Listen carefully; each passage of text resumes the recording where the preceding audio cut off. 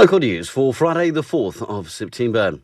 Masterton woman Lindsay Fraser has been prosecuted by the SPCA after pleading guilty to multiple offences against her horses and sheep. Fraser was sentenced on Wednesday in the Masterton District Court to 150 hours community service, ordered to pay the SPCA reparations of $15,000 and a contribution of legal fees. She was also disqualified from owning stock animals with the exception of 2 for a period of 10 years. Today is Wellington Free Ambulance's annual Onesie Day appeal.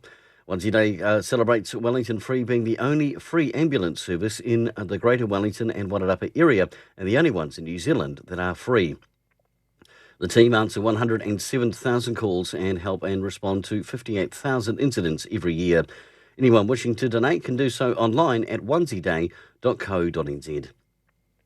Next week is Clean Up New Zealand Week and 2 events are planned in the region. One in Carrington Park on the 7th at 2 p.m. and one at Greytown Kindergarten on the 11th at 10:30 a.m.